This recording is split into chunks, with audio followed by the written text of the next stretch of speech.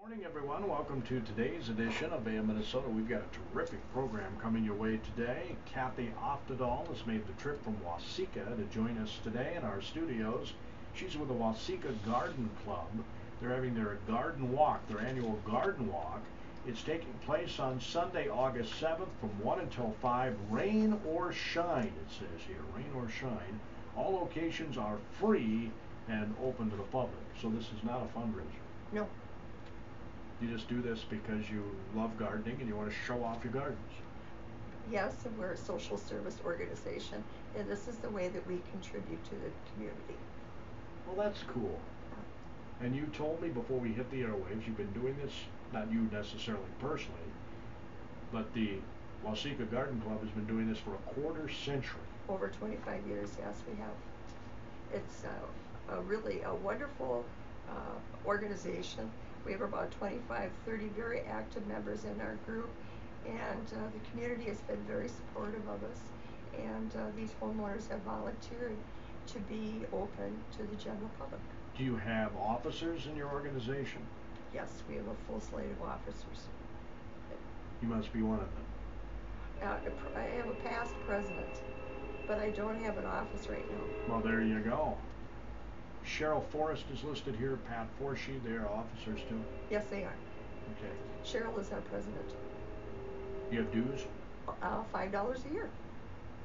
So we're very low cost, and it's basically an organization for gardeners to get together socially, and then we have a speaker that comes every month, so we're learning something new every month. That's what a lot of people enjoy about gardening. Yes, is learning about new things, right? Yes. Is that what you enjoy the most? I do, and then sharing ideas with other people with common interests. And of course, we share plants back and forth, seeds, that kind of thing. So yes, it's just a real fun group. What kind of gardens do you have? Actually, in my old house, I was almost all shade gardening.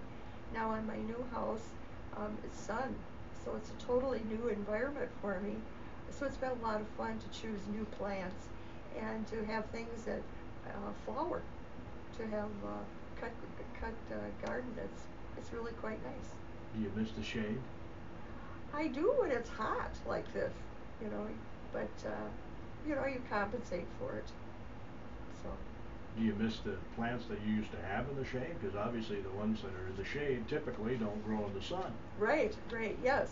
It's been quite different for me, Gordy, because I was predominantly a hosta person and a still base, all the shade plants, and now I'm into the irises and the phlox and the lilies and the roses, those kinds of things.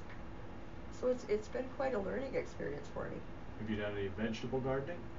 Yes, my tomatoes are quite large. I got a lot of green tomatoes on, but they haven't started to turn yet. Yeah, well, it's better. Last year was a horrible tomato year, wasn't it? It was, yeah. yes. So I have high hopes this year for salsa and canned tomatoes. Yes, I'm looking forward to some fresh tomatoes too. Okay. There aren't too many things better than garden tomatoes. Right. I know there's some places locally that grow tomatoes commercially. Yes. And they're delicious. Yes. But it's not like the one out of my garden. No, and then to have a BLT, with your fresh tomatoes, it's wonderful. My stomach just growled, Kathy. Stomach just growled thinking about a BLT. I usually have very little L on it. It's mostly a BT for me. Right. Very little L. If you get my drift. Yes. There are 7 different locations on this walk, right? Yes, there are. And we're going to talk about those in the next segment. Okay. You remember how this got started over 25 years ago, Kathy, or were you not involved in? I was not involved at that time, but the club was started primarily by Phil Allen, who was a professor at the University of Minnesota when it was in Waseca. Yeah. And when he came to Waseca from New York, there wasn't a garden club, so he was instrumental in starting this. And as a social service organization, they needed to have an event that would really be a benefit to the community. and he felt that a garden walk would be the best way to do that. Yes, and that doesn't surprise me. I had him on the show many, many moons ago, obviously, because it hasn't been a university. There hasn't been a university in Waseca for a long time. Right. We're going to talk more with Kathy. I promise we'll talk about where the garden walk goes when cattle business. It was extremely slow to develop, but it wasn't steady to higher than the previous week's prices. August 5's up 272 at 115.80. October's up 290 at 114.62. August feeders are 445 higher at 144.50. September's up 450 at 143.07. Oh yeah. Following the lead of cattle and not much else, August hogs are 5 higher at 69.02. October's up 1 at $60.05. Pork was lower Friday. Cash trade today is steady to lower. John Perkins, Brown. Thanks, John. Your opening market report, a service of your KDHL Agri Boosters, including Northland Buildings for quality post-frame construction. Go to the website northlandbuildings.com. And Ag Power Enterprises, your John Deere dealer with locations in Owatonna, Homondale, Belle Plaine, also Osage and Northwood, Iowa. In studio today, we are delighted to have with us Kathy Oftedal from Waseca. Did I say that right, Kathy? Yes. Okay. Just want to make sure I said that right. Kathy's from Waseca, has been a member of the Garden Walk, the Garden Club, nearly since its inception, right? How many years have you been a member? Oh, probably close to 20. Yeah. And it started over 25 years ago. The professor you mentioned, I know, was on the show. I remember him talking about the East Coast versus the Midwest. Right. Phil Allen, yes. He was wonderful. Great guy. Yes, he was. Is he still with us? No, he's not. He's been gone for a few years. Yeah, I'm sorry to hear that. But yeah, he was a terrific guest on the program, and I know he was a tree lover, if I remember right. Oh yes, yes. And the varieties of trees. Yes, he was very good. He knew all about the different trees, and he has. When they built their house, they put a hawthorn tree in the front of their yard, which is rather unusual around here. I would bet. And a ginkgo, which is not terribly common. But yes, he has some very unusual trees in the yard of their house. How did you get your love of gardening? Did your folks do it? Did you grow up with it as a kid? My grandmother was really into gardening, and had, always done it. And as she moved from state to state and house to house, she always brought all the plants with her. As an example, she had my great-grandmother's yellow rose. And then when she unfortunately passed many years ago, then that plant was distributed out to family members. So we all have that. So there is quite a history of it. And a piece of themselves is with you always. That's cool. Yeah, I like that. It is, yeah. So it's a nice remembrance of her, because she was a really nice person. Yes. Again, the garden walk is Sunday, 1 until 5 are the hours, rain or shine. Do you have to go in the order you have listed here? No, absolutely not. Once you come to the Bailey Lure House and pick up your map, you can go to any of the homes in any order, whatever works for you. Okay, so this isn't necessarily the order that you have listed here. No. But you do have to start at the Bailey Lure House. Correct. That is where the maps are, and then we also have refreshments there. And then once you get your map, you're free to just go in any direction that you wish. And there are 3 homes plus the community gardens right in town, and then we have 2 lovely gardens that are out in the country and very close to town and easy to get to. Well, the Bailey Lure House, it says here, is landscaped with 1868 vintage plant varieties. Right. That is the time frame of when the house was built, and so it just is a wonderful setting around that home. Give me an example of some of the things that might be there. They've got really old-fashioned roses around there, some wonderful hydrangeas, a lot of lilies, that type of thing. Lots of lilies in the 1860s. Oh yes, yes. Then, and again, we're not going to, I'm just going on the order that's listed here on your website. Chris Sibelrud, 709 2nd Avenue Northeast, Waseca. Right. Chris has lived in her house for about 5 years, And when she came to that house, it was pretty much a blank slate. And she has added a lot of gardens to the yard. And she's lucky. She's got family members that are farmers. And so she has access to rocks. So she goes out and gets rocks, brings those in, and edges her flower borders with them. And it's very, very nicely done. And she's created a Garden of Eden in her front yard with little toy animals that are for her grandchildren to play when they come over to visit her. And she's got some very unique artwork placed in strategic spots around her yard. And she's got a wonderful selection of shade plants and sun plants. She's got astilbes, hucheras, clematis, lilies, native gardens. And then her son is also very creative. And for a gift one time, he made her a very unusual sidewalk from her garage over to her deck. And it's really, really cute. Very nice. Done with this rock? No, it's done with cement. Very interesting. I would wish that I could do that. It's gorgeous. Yeah. Different colors of cement, or different shapes, and just the way he's done it is very unusual, very impressive. I really liked it. So, yeah. Makes one curious. Yes, yes. And that's right in town. Yes, it is. It's just 4 blocks from the Bailey Lure House. Jill Berge and Tom Teesey, is that right? Tom Teese. They live on 16th Avenue Northeast, which is just east of Hy-Vee grocery store. And they have a really nice house.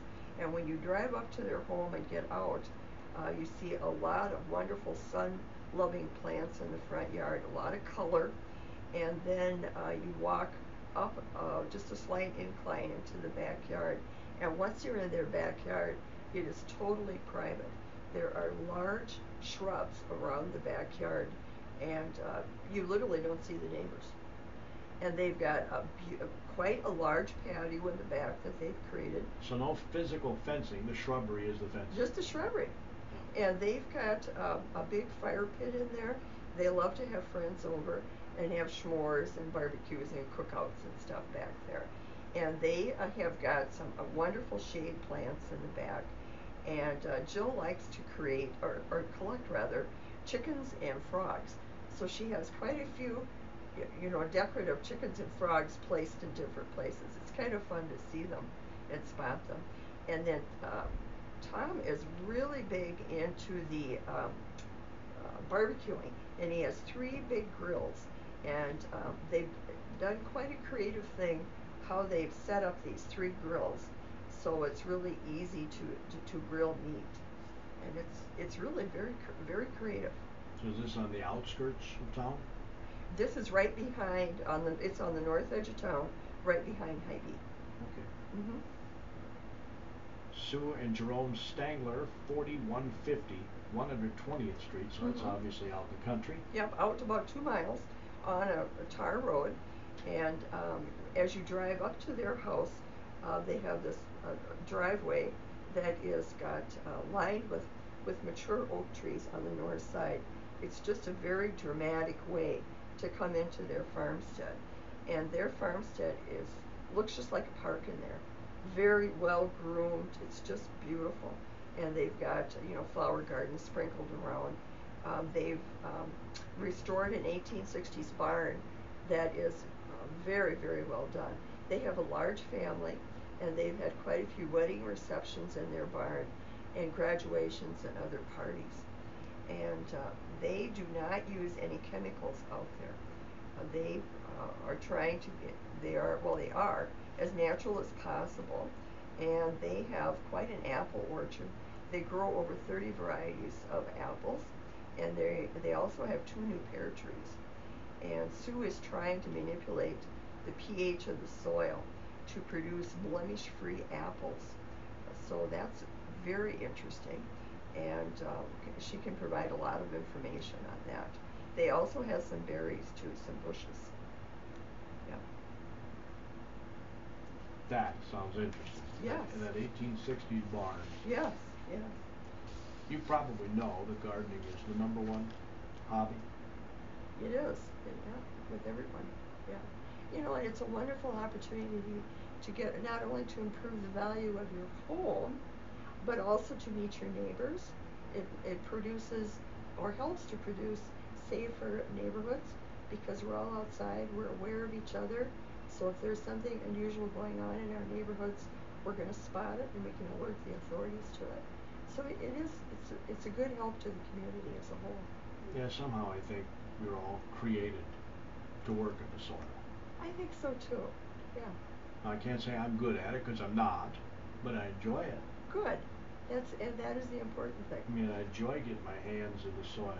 There's something about that just grounds you, I guess. It is, and I find it very comforting. You know, it's a very soothing activity. Wonderful thing to get children started in too.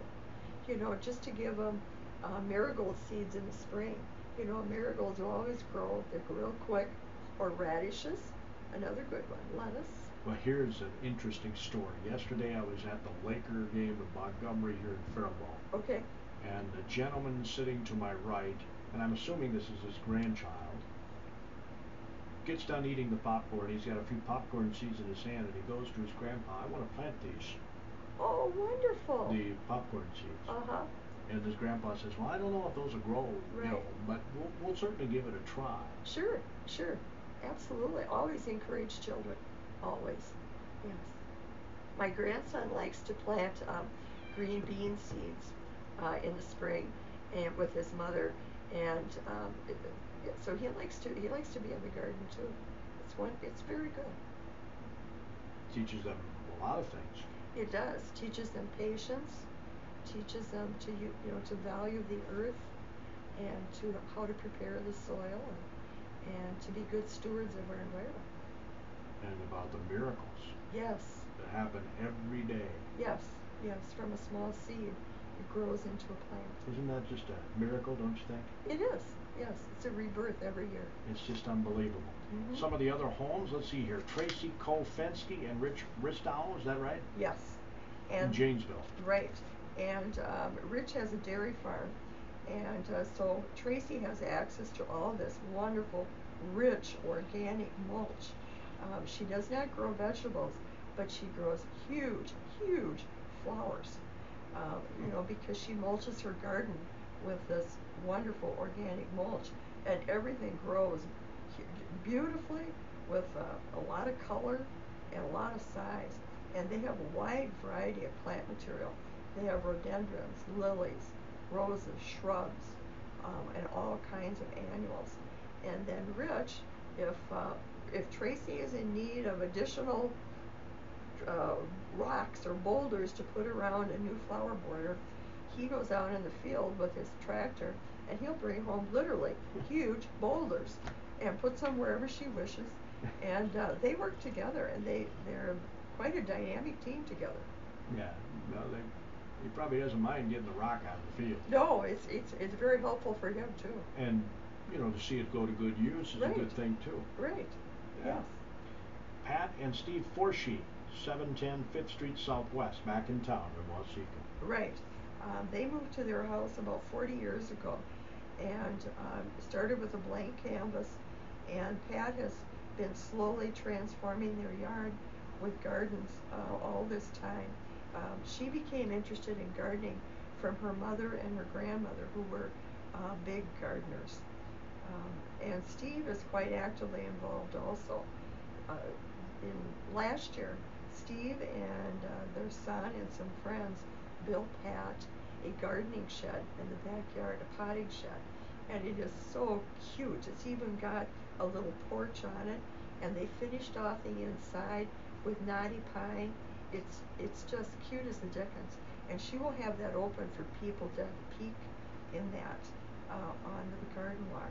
And they've also built a wonderful patio in the back, and then also put in a fire pit because they have grandchildren, and the grandchildren like to come over for s'mores and hot dogs around the grill. Yeah. That theme has come across a couple of times here. Yes, yes. S'mores are very popular. You know, I never had a s'more until I was in my 30s. I know. What we missed. And let's see, then you go to the community gardens. Right. 35838 120th Street, Waseca. This is right on the west edge of Waseca, right on the south end of the Southern Research Experiment Station. And that is, the community gardens were first started in 2000, so it's been about 16 years. And it's divided up into plots. People can rent from the community education office either a 15 by 20 plot or a 6-foot by 20-foot plot. And everyone has got a different thing that they want to grow out there. And some people grow all flowers, some people grow vegetables, and some people grow a combination. And the Southern Research and Outreach Center contributes by, they supply the water, they store supplies, and then they prepare the gardens too in the spring. They do a wonderful, wonderful job. And it's a wonderful place for area residents who perhaps are in an apartment, or maybe they don't have a lot of sun. They might be, you know, a really shady garden. It provides them an opportunity to have a place to go to garden at a very low cost. And they really don't even need a lot of tools, because the Southern Research Group provides these basic tools, hoes and that kinds of thing. And they do the tilling. And they do the tilling, which is the big part, the expensive part. Yeah. Yeah. All right, that sounds terrific. Do you know if they're full? They are. They are. They don't have any more gardens available. No. In fact, if people are interested in that next year, they should really go to the community education office quite early, before the gardening season begins, and you get their spot reserved. Very popular. Must have a waiting list. Yeah, I think they do. At the community gardens in Waseca, who'd they contact? They actually just call the Waseca Community Education Office, and they are in the phone book with the school system.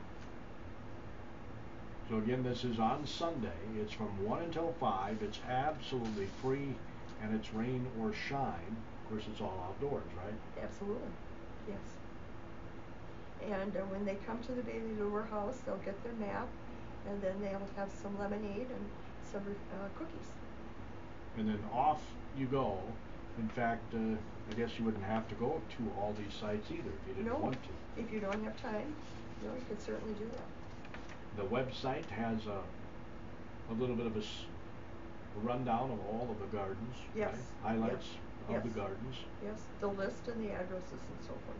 So you might want to take a sneak peek at that, which is, well, it's on the discoverwaseca.com website. Yes, it is. The garden walk. Yes. And it has a listing. Actually, you even have a bit of a map there, right? Yes. Each of the sites. Yes, we do. So, might want to take that in, folks. If you're a gardener, even if you're not a gardener, even if you are just thinking about becoming a gardener, or maybe you gardened many years ago, but due to health reasons decided you can't garden anymore, but you still love to see great gardens. Absolutely. Yes. And if you want to get some free ideas on how to landscape your yard, or maybe look at some new plants, and you can talk to the homeowners and find out information right from the homeowners. My grandma on my mom's grandmother on my mother's side was a lifelong gardener. Oh, wonderful. Man, you'd go into her, and she lived to be 90 years old, and she was still gardening. Oh, she was blessed. Yeah. Wonderful. In fact, well, that's kind of how she ended up going in the nursing home. She keeled over in the garden one day. Oh, dear. And she ended up in the nursing home, but thank heavens didn't have to live there a long time. You know what I'm saying? Good. Yeah. But I thought it was kind of cool that, I mean, in a weird way, I guess, that she was in the garden when this happened. Right. She was where she loved to be. Yeah, man, did she ever. Good. She loved being there. And she had some great veggies. Oh, good. Yeah. And in the back of that flower garden, or the vegetable garden, there were sunflowers. Ah, wonderful for the birds. Yeah. Yes. The back of the garden had sunflowers. She had corn on the cob, carrots, potatoes, and onions, and beans. Probably watermelon too. And of course, when you go, and when you go to her place, you always get this fresh stuff. Right. Because I hate to say this, but growing up, we had canned vegetables for the most part. Yeah. When I was growing up. Yeah. Mom and Dad didn't have time to do a garden. They had a motel and a dairy to run. That would have taken a lot of time. Yeah, a couple of different businesses. So there was no gardening. I guess early on when they first got married, they gardened, but then when they added the motel, that took care of the gardening. It would take all your time. In Spring Valley. Well, we only have a few minutes left in the show, Kathy. I sure appreciate you coming by, and I certainly hope a lot of people will take in the Waseca Garden Walk. Well, thank you for having us, Gordy. We appreciate your help. Again, it's 1 until 5 on Sunday. The Bailey Lure House. How do I get there? This is where I want to pick up my map and stuff. It's right behind Central School. So as you're coming through town on Old Highway 14, when you see the Central School, take a left and you go north 1 block and we're right there. So it's not hard to find. And we will have a sign on the street too, to direct you. Oh, okay. It'll say Garden Walk or something? Correct. Yes. You've been doing this a long time. What am I thinking? You know how to direct people to your locations. So, folks, Waseca's not that far away, and I'm sure you'll enjoy it. There are a lot of garden walks around, aren't there? There are. It's a popular thing to do this time of year, and it's a wonderful way to get out and see local communities and support each other. You know Buddy Koopman? No, I from don't. Faribault? No, I don't. You need to take in his garden. Ah. Oh my word, unbelievable. Yeah. Good. He's a hosta king. Yep, a hosta king. I will be contacting him. Buddy Koopman. Okay. Used to have, the Koopman landscaping business. Oh, that's why it sounds familiar. Buddy Koopman Orchestra. Oh, yes. Yeah, he and his wife, both are big time gardeners. All right. Yeah, they let me come see their gardens last year. Oh Okay. my! If you want to look it up, I put up on our website, kdhlradio.com. I put up I will today. bunch of pictures from that garden last year. I heard about them recently. Yes. Yeah. Well, they've been written up nationally in publications. And that's why I heard about them. Yeah. What they've done with the hostas and everything. Okay. It's phenomenal. Good. Different colors, different varieties. There is a wide variety in hostas. Which I didn't realize before. Oh yeah. And your two big companies, Donahue's and Farmer Seed, sell them and do a wonderful job. Yeah. Of course, Dottie is famous for their clematis. Yes, and I have their clematis. Worldwide, yes. They ship their clematis. Yes, yeah. So what's the big benefit of clematis? They're long-living, they're beautiful, wonderful variety of colors. They have got enough varieties now that you can buy clematis so that you would have something blooming the whole season. And a lot of people do. They're really true collectors. And I'm going to be checking into this more. Yes. Year round. Not year round, but during our growing season. Oh, the growing season. Okay. Yes. Yeah, I'll be going there for a second. Yeah. All right, that concludes today's edition of AM Minnesota. Make sure you get on out and take advantage of this terrific opportunity to see some super gardens. What a great activity for the whole family. The Waseca Garden Walk, Sunday 1 until 5 are the hours over in Waseca. That concludes today's edition of AM Minnesota. Jerry's heading off to Farm Fest. I think he's got some folks lined up to interview for tomorrow's AM Minnesota show from Farm Fest. That's your show tomorrow. You're in tune to KDHLAM.